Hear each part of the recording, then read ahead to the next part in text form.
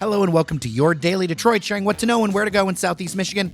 I am Jer Stays. It is Thursday, December 12th, 2024, and joining me here at the studio at Tech Town is none other than the excellent Prince of Brightmoor, Norris Howard. How are you? What's going on, y'all? We back one more time. Plenty to talk about in the city of Detroit. Always happy to be here to share the news with all of you. And you know, we never run out of things to talk about. No, never. That's the thing. I've talked with a few listeners and they're like, do you ever have trouble? It's like, actually, it's more like balancing what do the people want to hear, what's interesting, especially for a podcast format, right? Because we gotta have something to say. We can't just spew a fact. We stick to facts, but we want to also be able to have conversation with it. Yeah, absolutely. So, no, I'm not worried about having enough to talk about. As a matter of fact, today's show is chock full of content for your listening pleasure. Well, let's start in the city of Detroit with the news that Council President Mary Sheffield has announced officially that she is running for mayor. Norris, details. Yeah, so Mary Sheffield, city council president, and at this point, minor local celebrity, is announcing her run for the mayor's office. Something that we have teased on this show many times. At this point, I think it was an inevitability that she would announce that she would be seeking a mayoral election. And the thing is that I think her sort of announcement, as well as exploratory committees by a number of other folks, is kind of a signal of new blood in city politics, and potentially also new blood at the state level as well. But definitely sticking just to the city, it'll be potentially the first time a woman could be mayor. It is potentially the first time somebody who is not a boomer will be mayor. It's going to be a very, very interesting run.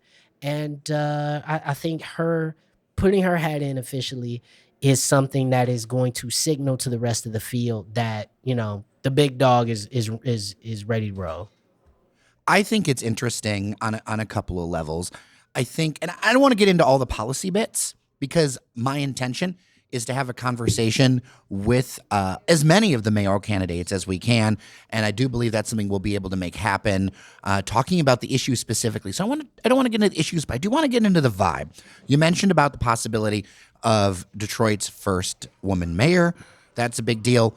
But also, and I was talking to some listeners at some events recently about this, the idea that there's a lot of apathy in Detroit. And is that apathy to voting about not being reached out to, or is there an activeness to it? I talked to some people in the community recently. They're like, active choice to not participate. And will younger candidates from different backgrounds, more backgrounds that people know, because obviously Mary Sheffield's very well connected in the community, as a family has been part of the community for a long time.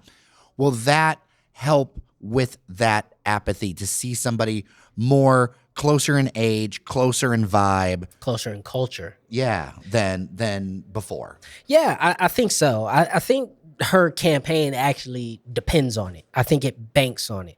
I think if turnout is high, that is something that directly benefits a candidate like Mary Sheffield, specifically because of her support within the neighborhoods and within the other areas of the city, not including downtown, Corktown, Midtown, even though her district includes a lot of downtown and the villages and stuff like that. But her support in where you see her is all over the city.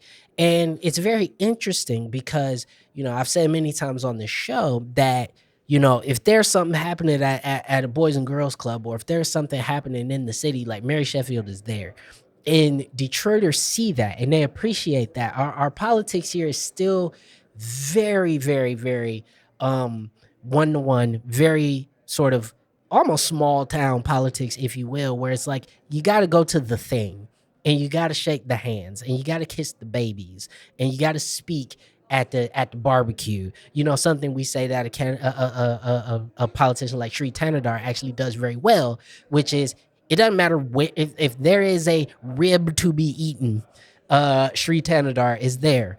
And people sort of really, really I don't want to say look down, but they kind of ignore the importance of that in a town like Detroit, and I think that is one of her strengths. Now, do I think that there are other aspects of her candidacy where she may run into some issues? Yes, but speaking specifically to apathy, her ability to sort of speak to the normal rank and file everyday Detroiter coming from the neighborhoods, whether they live downtown or they live on East 7 Mile, is a strength that she has that I think she's going to be looking to capitalize on.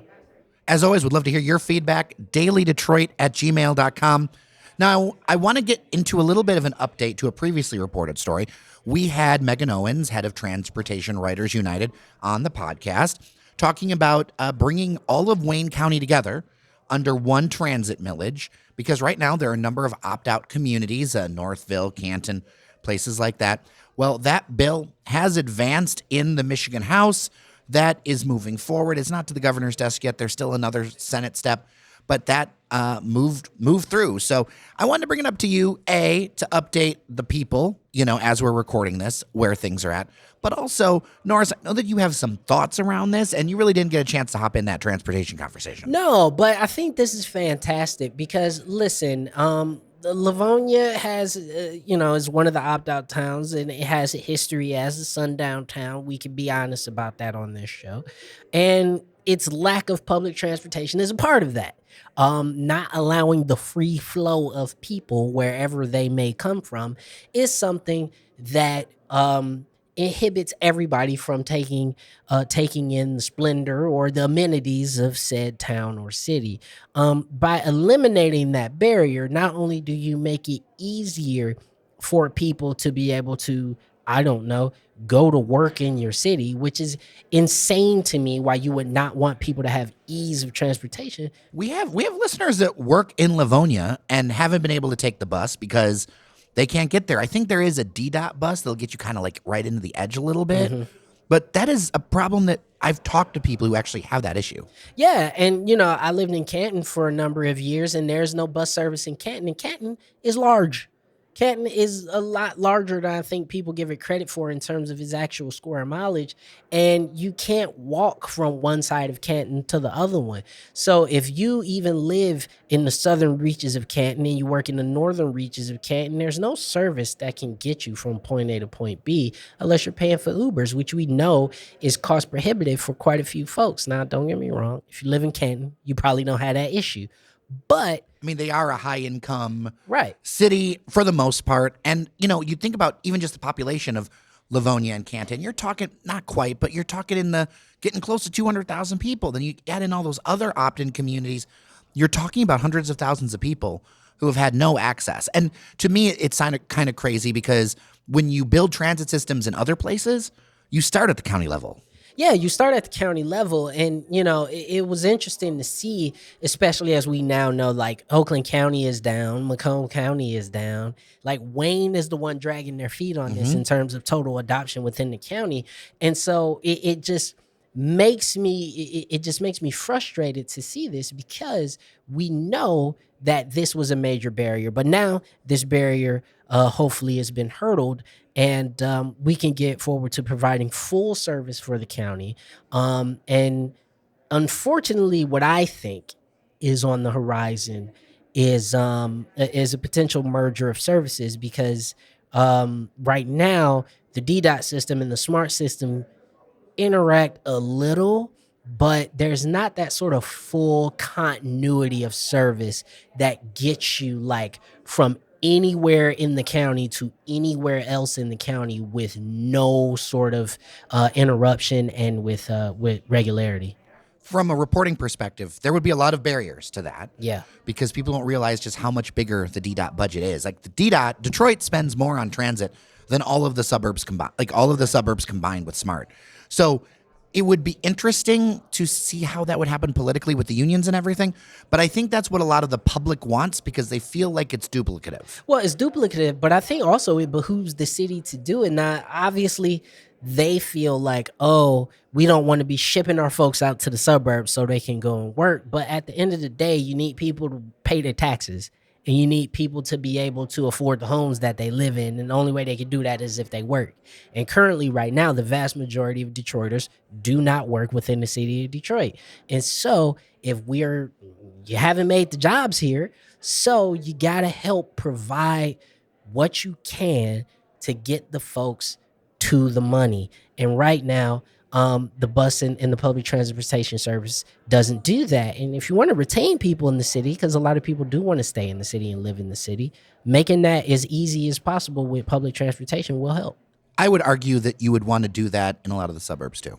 I agree. A Yes. lot of the suburbs where, you know what, maybe the city just isn't the right fit. I think there's a lot of communities that are inner ring or even connected to other places where there could be a ton of benefit. I don't want to make this conversation city only because I think if you think about your Royal Oaks, your Madison Heights, your anything up the Woodward Corridor, anything up Gratiot, anything up Michigan, your Dearborns, there's just so much opportunity there. Absolutely. And it's just you visit other metro areas within the country, and it's just the ability for you to hop on public transportation and potentially travel out of the state. Like, that's the thing. Like, you go to the Eastern Seaboard, you could go out of the state on public transportation and not worry about it.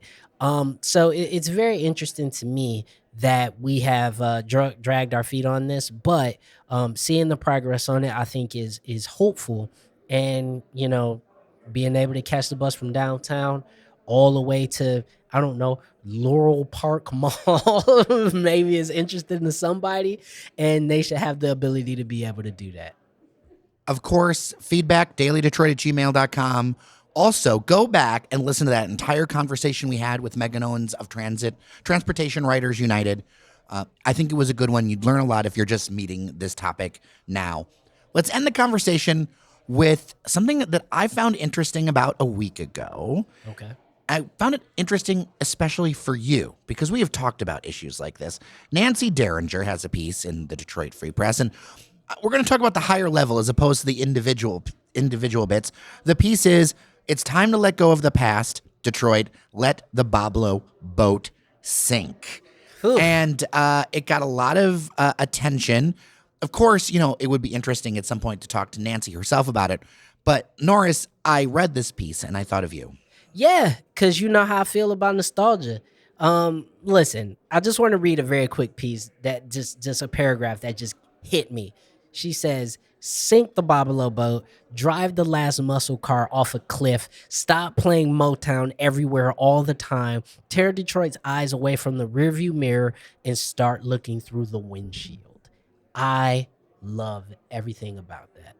And what I mean by that is, on the show earlier this week, we talked about the Michelin Green Guide and all the newness and the cool stuff that you're going to be able to do in the city of Detroit. And a lot of it is new. A lot of it is restaurants that have just came about in the past few years, bars that have just popped up in the past few years, and sharing that new and exciting energy that everybody's always talking about is really important.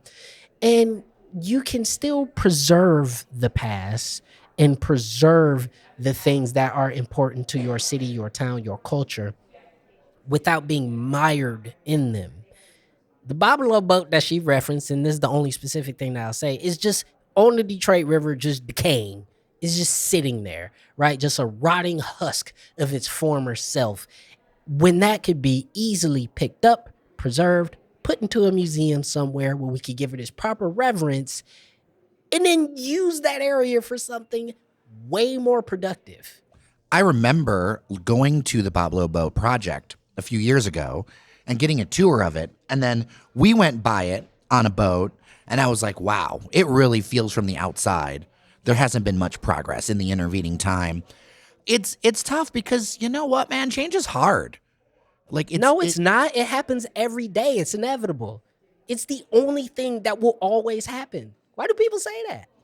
I think the fear is, though, is if we lose these things that's the thing. I don't think we would lose them. I think it's about an attitude of looking forward. I mean, look, even if you look at the studio, this is the kind of place where we have a lot of like old Detroit stuff, but I've always been intentional about it's not all Fago and not all Burners. It's all kinds of niche, interesting, weird stuff, because I think there's so many people, and those are one of the reasons I have it. So we've got the old Detrola radio behind me. Behind you, we have a duck decoy because Detroit was a top duck decoy manufacturer. A lot of people don't know. They don't know about all these other things, the fact that we made stoves, all this other stuff.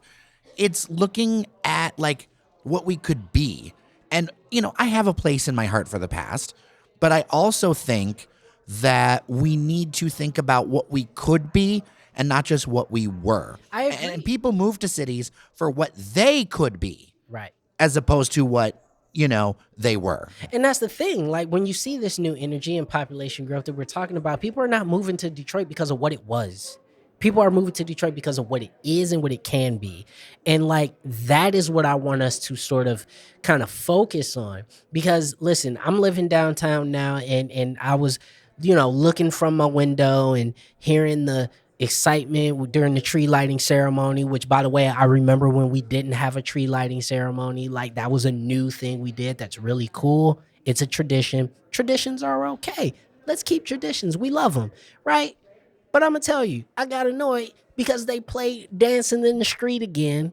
And I'm sorry, Martha, but I don't never need to hear that song ever again in my life, Jer. Ouch. My life, okay? Ouch.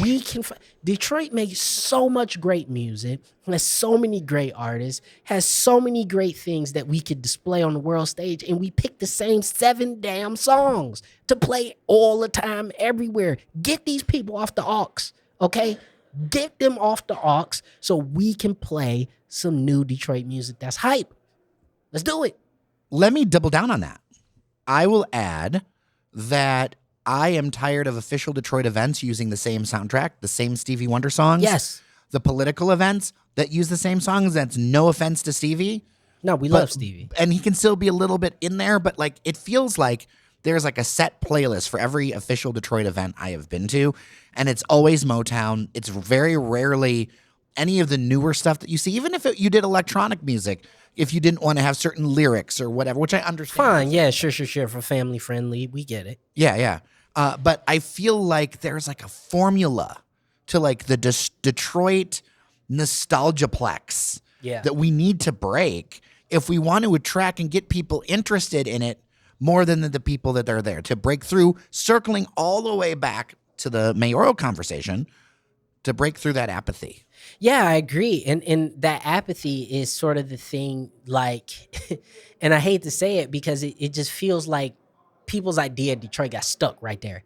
Like it was like people's idea of Detroit got stuck at like 1964, right? And it's like their idea of what the city is still there and it never evolved. And all the stuff that was made from 1964 or 5 heretofore just doesn't exist. It just never happened because, I don't know, maybe you was out in the burbs somewhere, and I love the suburbs, I'm not saying that, but maybe you were far away and you didn't know the stuff that was being made. Or maybe you're from somewhere else and your only context for Detroit was Motown and all the rest of that stuff. That's fine. But it's like, bro, like Jack White is down the street. Like, call him. Like, let's go. You know what I'm saying? Like, I appreciate Ford, like the Ford event that they had over the summer for the opening of or reopening of Michigan Central Station. Like, you started with Diana Ross, awesome, but we closed the night with, we had some Ghetto Tech in there. We had Jack White, we had Eminem, we had Big Sean. So we had kind of a much more, in my opinion, well crafted, well thought out smorgasbord of Detroit music that felt a little bit more even. And it didn't feel nostalgic. It didn't feel cheesy. It didn't feel corny. It just felt like a free concert. And maybe that's what it should just be from now on. I think about some words that friend of the show, Sam Robinson, shout out to him, but some words he said about all of the Detroit music that's out there that doesn't get the appreciation So much of it. that it does other places, Oh, dude, we could talk about all of techno. Like, all of our electronic music scene just does not get the love in the city that it does worldwide. But even beyond that, I mean, we could talk about, Peasy and Icewear Vezo and Sada Baby and Draco and so many of these artists that are in the city of Detroit that, because their sound is so unique, Babytron, that their sound is so unique, that elsewhere in the country, people love it. And if you go in certain neighborhoods in Detroit, you'll hear it. But you listen, you ain't about to hear no Babytron being played at the Shinola Hotel. And listen, I get it from a content perspective, but if we talking about just raw representation of moving forward, looking at the future, there's a lot of music here you could touch on, and other elements as well, brands, products, so forth. I think about that in the context too of online communities, because we'll post stuff and we'll put things, whether it's on Instagram or Threads or whatever. You can always tell if it's like a looky-loo, and you're all welcome. It's great. Yeah. Or somebody who's been around, where they're like, any of those artists that you mentioned, if they come up in conversation and you go, and people go, what? I've never heard of them. And I'm like, oh. Yeah. Like, I don't listen to all their stuff, but I have listened to their stuff. I know they exist. I know that they're part of the context. And that's almost like a way to be like, oh, okay. There's kind of like the outsider's view of Detroit. Yeah, and it's not about a purity test. I don't want anybody to think that this is what I'm saying, but I'm just imploring our greater sort of Detroit community, especially the Detroit community that throws these events and leans into the nostalgia of Detroit, is that there is new nostalgia being made every day. There is new memories being made every day. So let's not lean so much on the memories being made by people who are now 90 years old. And let's lean on the memories of people who are 30, 40, 50, and the Detroit that they remember, in the Detroit that they helped create. And maybe it takes for some of us to get in those positions of power, or maybe it just takes a difference in perspective. But there is so much here in the city of Detroit that we can wax poetically about. And for as much as I love Motown, I don't need the NFL to play any more Stevie Wonder songs when they come here. Well, as always, if you've got thoughts, dailydetroit@gmail.com. I really appreciate you listening to this episode of Daily Detroit. We always kind of push the ideas a little bit here. As always, you can follow us on social media, Daily Detroit, at pretty much all of the things. I am Jer Stays. I really appreciate you listening. Thank you so much to our members on Patreon, patreon.com/Daily Detroit. Local media requires local support to survive. Say goodnight, Norris. Good night, Norris. Remember that you are somebody, and we'll talk tomorrow.